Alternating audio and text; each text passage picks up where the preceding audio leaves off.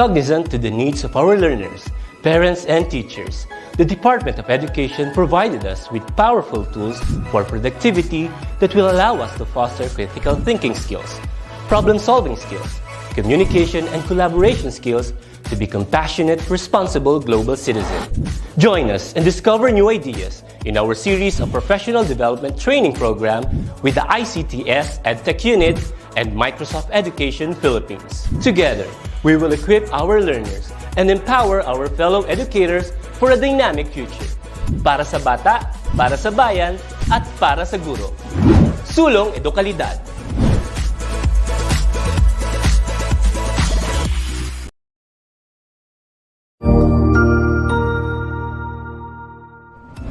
Magandang araw, Sir Wilbur po, at your service. Narito ang ETUlay upang gabayan ka sa inyong pag-aaral upang lubos na maunawaan ang iba't ibang paksa o subject. Ang ETUlay ay isang free online tutorial class na pinangungunahan ng ICTS Educational Technology Unit sa pamumuno ni Undersecretary Elaine Del P. Pascua. Ang programang ito ay hindi lamang para sa mga bata, kundi ito rin ay magsisilbing gabay sa mga magulang at mga guro kung paano nila ituturo o gagabayan sa bawat asignatura ang kanilang mga anak o mga estudyante. Sa kasalukuyan, ang self-learning module mula sa rehiyon ng Calabarzon at kilala sa tawag na Pivot ang ginagamit sa ating ETUlay online class. Kaya ano pang hinihintay ninyo? Ihanda na ang inyong mga ballpen o lapis, papel o kwaderno at samahan kaming itulay ang pagkatuto para sa bawat batang Pilipino. Sama-sama tayong magtutulungan para malampasan ang mga hamon sa panahong ito. Halina't matuto kasama ang inyong online tutor sa oras na ito.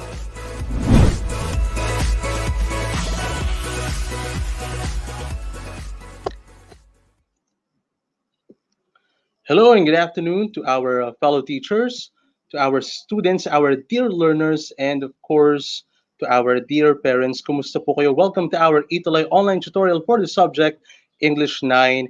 We are live and loud in the different Facebook and YouTube accounts of the Department of Education, and for our topic for this afternoon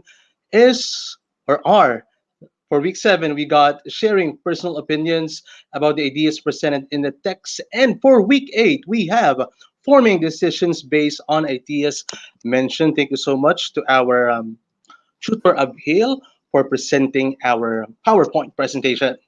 Okay, next po. So again, my name is Tutor Jester. I'll be with you from 3 o'clock until 3:40 in the afternoon.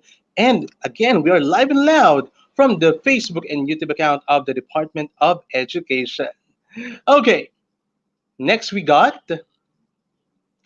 All right, so thank you so much to our SDO Pasig, Tutor King. Maraming salamat for lending your module in SDO Pasig. Okay, now, so let's have a review of what we had last week, and it's all about feedback. Alam naman natin ang feedback, mga tinatawag natin. We receive feedbacks every time or most of the time when we use social media. Kung nagpo-post tayo, mga pictures or videos, there are always feedbacks from people na kilala natin or hindi din natin kilala. Now, feedback is a useful tool when indicating things that are going in the right direction or for redirecting problem performance. The objective in giving feedback is to provide guidance by supplying information in a useful manner, either to support effective behavior or to guide someone back on track toward successful performance. And of course, makakasama natin si Tutor Abhil later because he will give us a, He will give us a sharing. He will share something on opinion sa ating topic later. All right. Now, good afternoon to our people who are watching right now from Ichagi National High School, si Irna Lee Martin Ancheta. Okay. And of course, we got the review, the true or false. Now, for number 1, constructive feedback is given immediately and unplanned. Is it true or false? What do you think, guys? Online people, come on. Come on, I'll be waiting for your answers. For number 2, Self-feedback is the highest form of all feedback. Is it true or false? What is your answer? Huh? Watching from Lilo, National High School. SDU Cagayan, good afternoon po. From Aizel Dupaya. Okay, and the answer for number one is indeed false. For number two, our answer is true. Now let's proceed with number three. Next slide, please. Thank you so much, Tutor Abil, and you'll be with me later on to share something on opinion. For number three, peer feedback is given by someone who is the same level as you. And for number four, informal feedback is planned and has records of the previous actions. And for fifth one, positive and negative feedback are under constructive feedback. Let's reveal the answer for number three. Okay, so what do you think? It's true. For number four, we got false. And for the fifth one, we have, of course, indeed, the answer for number five is true. Okay, salamat. Maraming salamat sa mga sumasagot sa atin. Si Jake Velasco and, of course, Hazel Dupaya. Now, let's have a pretest. This is on matching type. Now, meron tayo mga, sa column A, we got here the situation. And for column B, we are looking for the correct activity for it. So, these are the activities on column B, letter A. Ito yung mga maaari natin or possible answers natin. Okay? So for column B, letter A, on the contrary, I think we can never be ready for a disaster. For one, a disaster comes when we least expect it. For letter B naman, I believe that family members need to spend time to talk about where they could meet right after a disaster. Pwede din naman letter C. As I see it, there are three ways to do that. Wash our hands as frequently as we can. O meron na kayong hint about kung ano maaaring sagot dyan. Maintain physical distancing. And, of course, wear masks every time we go out. For letter D, it seems to me that the media plays a vital role in informing the basic or the public on what to do before, during, and after a disaster. May hint na kayo dyan. For letter E, this idea is absolutely right. Schools forge a direct link to families through the students, so information dissemination on risk reduction can be easily communicated. And later on, aside from Tutor Abhil, may makakasama tayo from Bawan Technical High School. One of the greatest teachers there, si Ma'am Riza Torres de Villa. For number one, what do you think is our answer? How can we protect ourselves from COVID-19? Doon sa letter B, all of those are all mga opinion. Those opinion can be used in answering the situation for column B. The answer for number one is indeed letter C. As I see it, meron tayong kumbaga magic word or introductory words. As I see it, informing an opinion. There are three ways to do that. Wash our hands. That is really important as frequently as we can. Maintain physical or social distancing. Alam naman natin yan, and we should always do it. And wear a mask every time we go out. Number two, what role does the media play in protecting the people from disasters? And it is indeed, the answer is letter D. It seems to me that the media plays a vital role in informing the public on what to do before, during, after a disaster. For number three, ano kaya ang sagot, Tutor Abhil? What should family members talk about even before a calamity occurs? And indeed, it's letter B. Oy, thank you so much, Irna Lee. And Aizel Dupaya, maraming salamat. The answer for number three is letter B. It is, I believe, that family members need to spend time to talk about where they could meet right after a disaster. And I personally experienced that. For number four, noong panahon pumutok ang bulkan, January 12, 2020. Can schools be agents of risk reduction? The answer for it is letter E. This idea is absolutely right. Schools forge a direct link to families through students, so information dissemination on risk reduction can be easily communicated. For number five, can we truly be ready for a disaster? It is indeed letter A. On the contrary, I think we can never be truly ready for a disaster. For one, a disaster comes when we least expect it. And as you can see, and as you notice, we use the magic words in expressing our opinions. For letter A, on the contrary, pwede din namang I believe. As I see it, it seems to me, and this idea is absolutely right, then isusunod mo na yung mga mismong opinion mo. Next up, again, makakasama natin later on si Ma'am Riza De Villa from Bawan Technical High School in Bawan, Batangas. Now let's have this conversation. We have A and letter B, Tutor of Hill. Pwede mo na ba akong samahan dito para sa letter B conversation natin? Thank you so much. Watching from Etchage National High School, it's Natasha Sabaluca Erfe and of course, wow, thank you so much Ma'am si Irna Lee Martin Ancheta. Ano bang school kayo? Of course, watching from Etchage National High School, and also our dear learners from Bawan Technical High School. Magandang hapon po. Watching from Lalo High School in SDO Cagayan, ang layo. It's Aizel Dupaya. Thank you so much po. It's Adrian Magnaye watching from Bawan Integrated High School.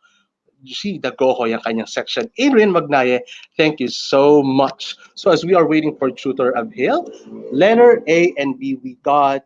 I am your letter A. Don't you think that internet is killing face-to-face communication?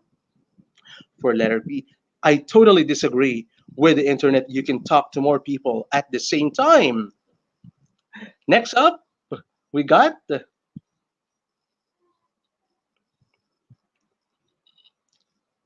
I am not sure about that. I think that not seeing the person affects the quality of the communication. That's not always the case. Remember that there are programs such as Skype, you're familiar with Skype, right? That allows you to have an almost natural face-to-face conversation. But not all, meron din naman mga ibang mga application, not only Skype, meron tayong mga Zoom, Google Meetings na tinatawag ngayon. Next, we got watching from Taal Senior High School, even senior high schools are watching. Thank you so much to Ma'am Harleen. Oh, thank you po. You have a point there. However, most of the internet users communicate with their friends through Facebook or Twitter. Thank you so much. Ayan. So, these is the question, or these are the questions from the conversation we had a while ago. Do both speakers agree on the same thing? What do you think? Nag-agree ba sila? Nag-meet ba sila halfway man lang? Or whose opinion do you agree more? Alin kaya para sa inyo? Online people, kindly answer. I'm waiting for your answers now. Come on, don't hesitate. If you think your answer is wrong, okay lang yan. Okay, next we got watching from hello po from Bawan Integrated High School in Bawan, Batangas. Maraming salamat for keeping in touch. Kindly share naman this, Adrian, to other students sa mga GCs nyo so that there will be lots of students who learn in our topic for this afternoon. Okay, come on. Next. It is indeed. So, our first concern or topic for this afternoon has something to do with personal opinion about ideas presented in a text. Alam naman natin na really, your opinion really matters. Kaya mahalaga yan. Kaya huwag tayong mahiya na magbulalas, ika nga, ng ating mga opinion. However, there should be restrictions. At in our age, alam na natin yung mga restrictions na yan, yung mga limitations natin. Today, we'll learn how to share personal opinion about ideas presented in a text. A personal opinion is an individual's view or judgment of a certain topic or an idea. This may not be based on facts, but it is more rooted on one's emotion, perspective, or evaluation. Good afternoon, Mark Ian Magnaye, grade 9 from Bawan Integrated High School. Uy, maraming salamat also to Ma'am Riza De Villa. Okay, Tutor of Hill. Now, these are the statements that we can use in our conversation when we are expressing our opinion. It can be, I totally disagree kapag alam natin na ay disagree tayo pag ayaw natin talaga fully sa ating narinig na situation or opinion ng ibang tao, di ba? I'm not so sure about that. Pwede din. That's not always the case. You have a point there. And on our next slide, please, makikita natin mga yung mga pwede nating statements na magamit natin in asking or giving an opinion. So, in asking for an opinion, these are the statements na maaari natin gamitin. What do you think of? What's your opinion of? How do you feel about that? What's your position? Don't you think that? Do you really think that? Are you for or against? Next up, for giving an opinion naman. In my opinion, as far as I'm concerned, as I see it, I think or I guess, it seems to me that I believe, I would say that. Next po. Oy, Ma'am Jessica, thank you so much for keeping in touch. When you are agreeing naman to an opinion, pwede itong gamitin. I think so. That's true. That is right. I couldn't agree more. Pag talagang ikaw ay agree, ano, I agree with this idea. This idea is absolutely right. I'm with you on that. Pwede nyo jot down notes or screenshot, dear learners, ha? Wow, Adrian Magnayer, teacher is Ma'am Risa Torres de Villa. Good afternoon. Thank you so much, ma'am. Disagreeing naman tayo on our opinion. I don't think so. I'm afraid I can agree with this idea. On the contrary, I think, I'm sorry, but I disagree with you. I see your point, but I'm against it. Okay. So, all right. Okay. So, for this first activity, choose the correct answer. For number one, if you agree with someone, it means that you have a blank opinion on the topic that you are discussing. So, what do you think is the answer for number one? Uh, okay. For letter A, it's different. For letter B, similar. C, correct. Or letter D, this similar. Okay, thank you so much, Tutor Hill, for presenting. Medyo mabagal lang ang ating internet kanina. Thank you so much for backing me up. So what do you think is the answer for number one? People, online students, come on, don't hesitate to answer.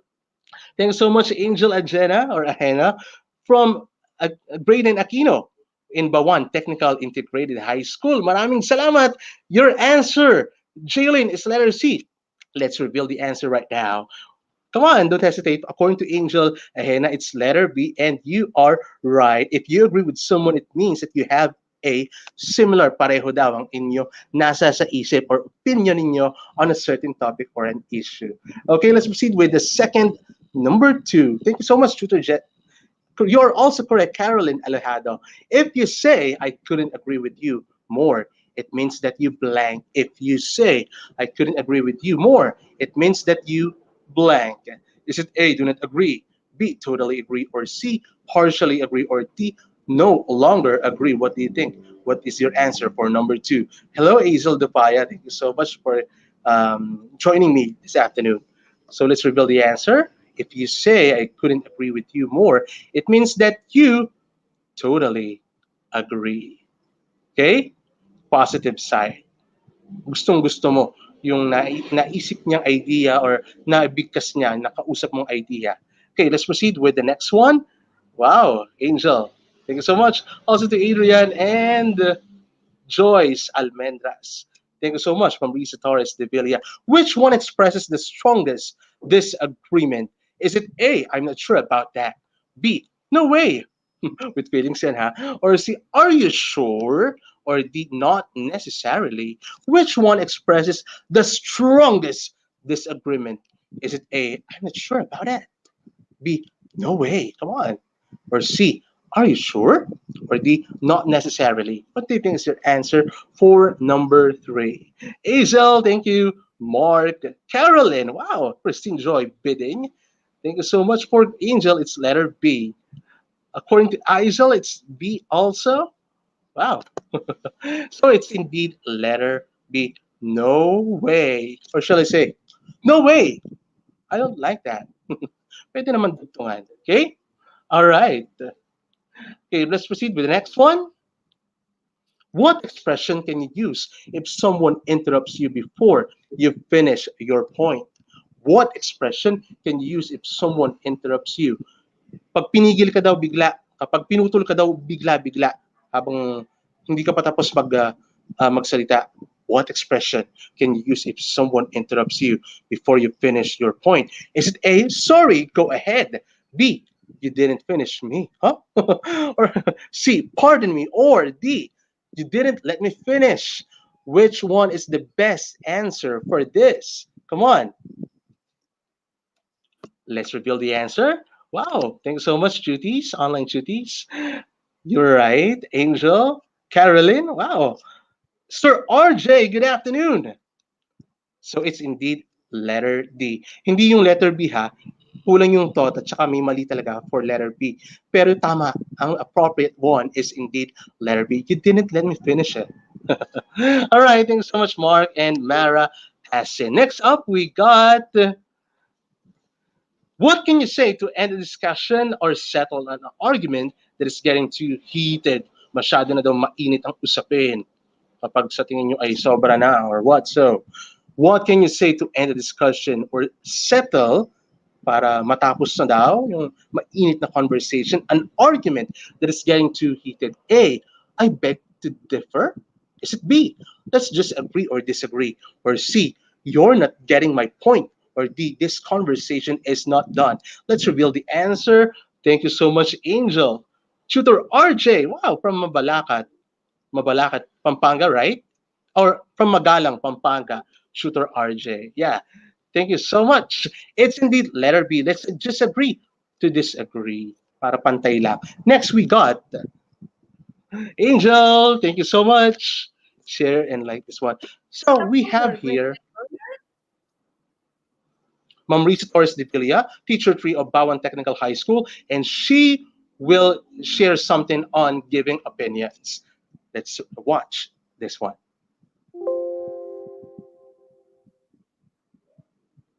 And good afternoon. So I want to felicitate you all for joining us today in this new learning experience with Tutor Jester. Of course, with his amazing discussion on the various ways on how you can share your opinions on certain issues using varied expressions. So this is indeed a very vital skill that you can use in your daily conversation.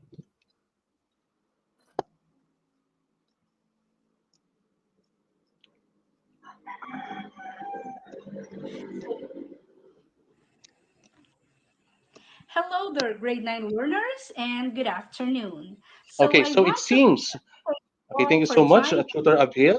Medyo the mahina new lang ang audio natin. However, Ma'am Riza Torres de Villa were able to express her concern or share something on opinion. According to her, mahalaga ang pagbibigay ng opinion kasi nga, we as a democratic country, Pilipinas, talagang we are free to give opinions. However, we should know our limitations pa rin. And really, makakatulong ito to us and especially to you, dear learners, especially kapag kayo ay or mag-a-apply ng trabaho, ayan, para may mga magaganda kayong masasabi. Try to express yourself na at your age, I mean. Okay, next up. Thank you so much, Ma'am Risa Divilla from Bawan Technical High School. Next slide, please, Tutor Abhil. Thank you so much po. Uy, watching from wow, thank you so much from Angeles, Pampanga, from Angeles people, huh? So a while ago um, we were able to discuss the things on opinions, and that is really important. Now let's move on with our week 8, and that is forming decisions based on ideas mentioned. Decision making is not difficult. For some, it is. It is impact, or it is the impact it has to us and our surroundings that makes it hard. There are many factors to consider in making decisions, like the pros and cons, our feelings, past experiences, relationships, and goals. As we grow older, decisions we face become bigger, so it is extremely important to learn how to do them right. That is really true. as we grow older, decisions we face become bigger or become larger and it become more extreme, di ba? Kasi nung bata tayo, parang madali lang talaga mag-decision. And however, nung tumanda na tayo, medyo iba na. Naging mahirap na ang mga pagdedesisyon natin. Now let's proceed with our activity on that. Watching from Bawan Technical Integrated High School, it's Lance Hendricks Cabral. Again, thank you so much, Ma'am Risa De Villa. Medyo nagka-problema lang tayo sa audio. However, you were able to to share naman po iyon. Okay. Now, on decision making, right through if the statement is correct and false if not. Okay, number one, thinking of the outcome is good in decision making. Number two, experiences do not affect decision. Third, right decisions can guarantee good outcome. Isip na kayo, you can post your answers na on our comment box. For number four, goal affects decisions. And for the fifth one, emotions can predict sound decisions. So, what do you think is the answer for number one? For number two, three, four, and five, according to Christine, it's true. For number one, huh? All right.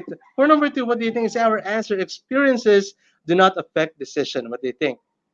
Come on. Hello, Adrian. Good afternoon. It's false. Experiences really affect decision. But for some, maaari din naman na true. Pero may pinagbasihan lamang si Tutor Jester for it. Ano?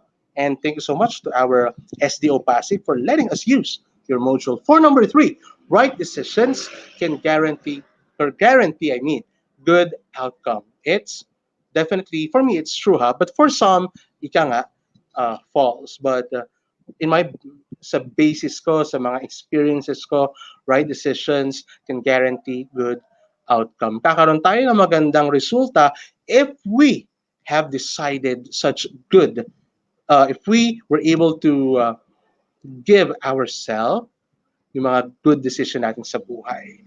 All right, for number four, goal affects decision. What do you think? True or false? According to Jalen, it's true. Wow, Angel, it's true as well. Yeah, Carolyn, it's true. Thank you so much. And for number four, it is indeed true. Learners, thank you so much. And for the fifth one, emotions can predict sound decisions. What do you think is the answer? It's indeed false. Okay. Next up, we got, hello, Carolyn Alejado. Thank you so much. Watching from Bawan Technical Integrated School, it's Shelil. Uy, maraming salamat, Bawan Integrated School, ha? Kasi you are really active at this hour. Kung doon nagkakamali, parang 20 na ang ating mga students from your school na sumasagot. Thank you so much again, Ma'am Risa Forrest de Villa. So, according to Aizel, yeah, thank you so much. Match the problem in column A with the solution in column B. So, what do you think is the answer for this? So, sa column A, meron tayo mga selection, mga situations can be, yes. For column B, what do you think is suited doon sa column A ng mga situation natin? So, let's proceed. Basahin muna natin ang mga choices doon sa column B. A, participate in campaigns in that support marine conservation. B, fix the faulty faucet at home. Yung gripo natin, yung faucet, ika nga. For letter C, eliminate cutting trees and replant. That is really important, huh? D, post on social media. Letter E, post or promote family planning. And letter F, avoid buying and using ozone depleting products. So for number one, what is your answer? Illegal cutting of trees. What do you think is suited for column B? We're talking about decision making, huh? So letter C is our answer indeed. Eliminate cutting of trees and replant.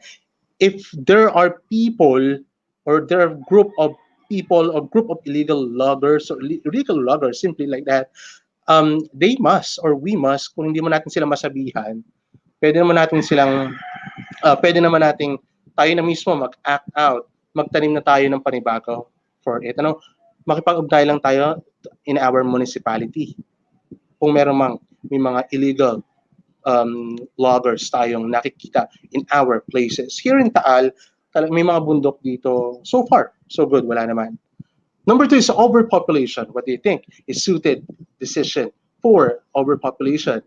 It's indeed letter E, promote family planning. All right. You are correct, Jaylin. Princess May from YouTube. Wow. Ray John Hermosissima. Pakishare naman, Princess May, ng ating YouTube link para mas marami ang makapag-subscribe in our DepEd Philippines account or channel, and of course, our DepEd Edtech channel. Wow. So for number 2, it's letter E. So sorry for it. Ano? Yeah, tama pala. Overpopulation. Kapag we are overpopulated, talagang it is really important to have a family planning. Makipag-ugnayan din tayo, syempre, sa ating local government unit and for sure sa RHU, mabibigyan nila tayo, ang inyong mga magulang or kayo mismo, ng mga payo for it. Ano? And for number 3, thinning out of ozone layer. Ngayon, talagang may mga global warming na tinatawag tayo. Kaya mahalaga na pangalagaan natin ang ating environment. Your answer for number 3, Aizel, is letter F.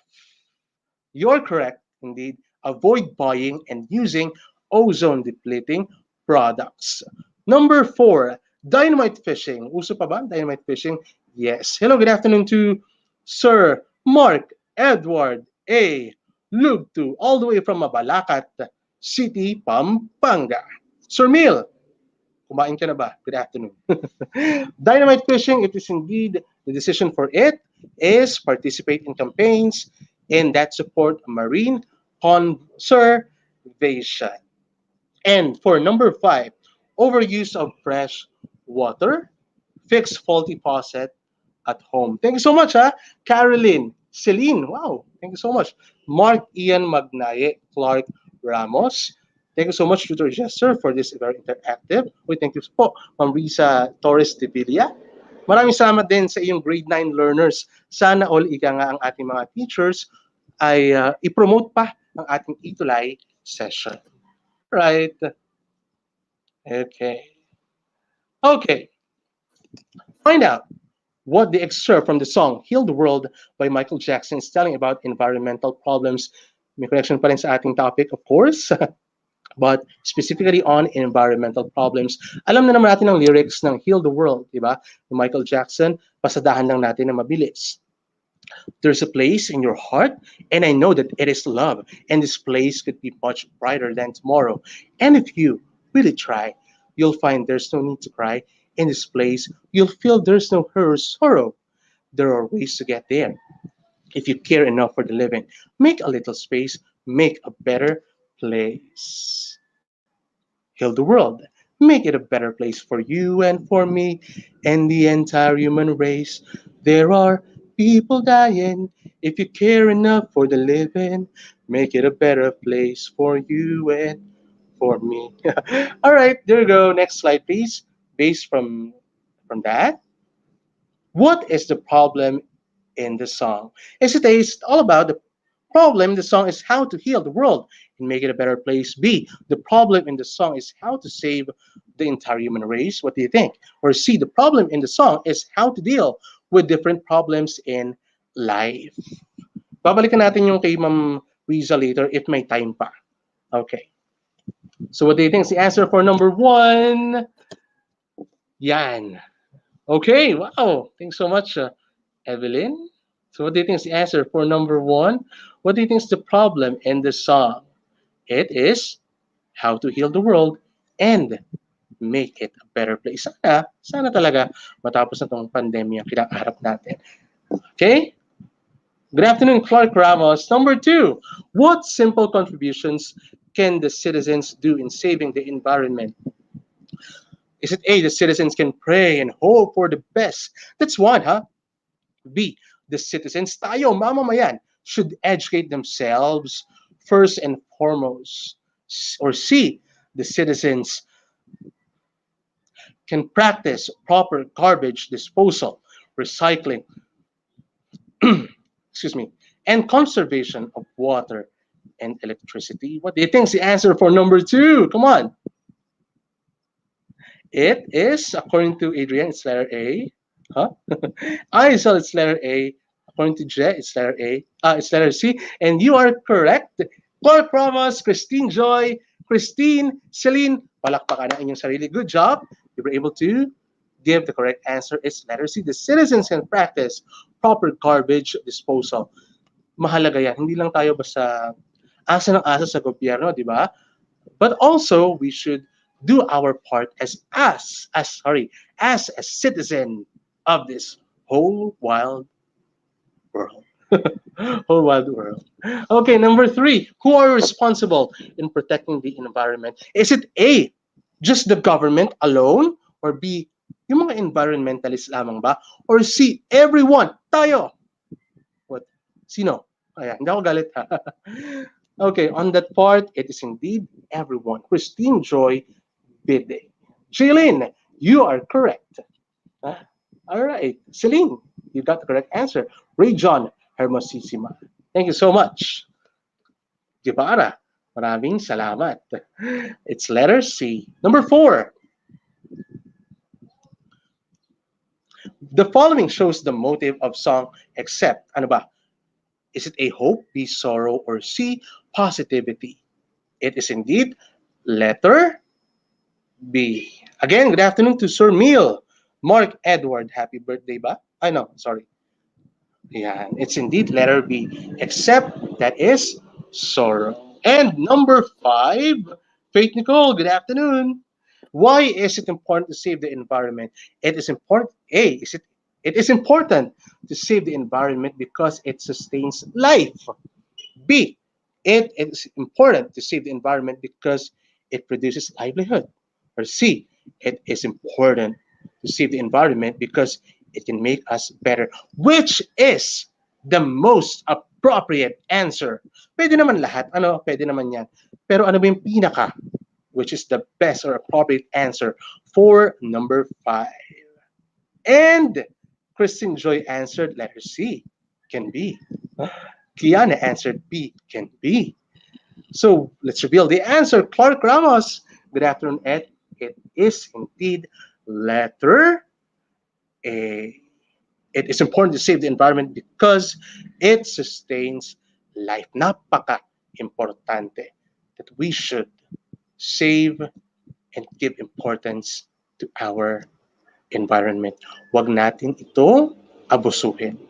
All right, so thank you so much, dear learners. Meron pa ba tayong sunod? Always choose English Day. Samahan niyo po ang English team or English tutors from 1 o'clock until 4:20.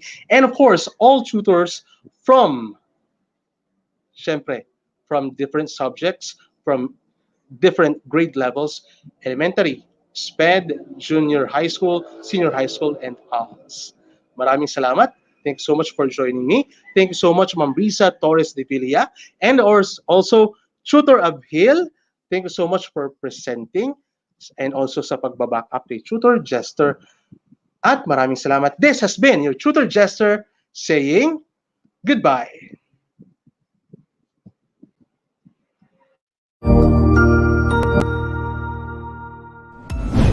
Sigurado ako na marami ka na namang natutuhan sa ating ETUlay tutorial session ngayong araw.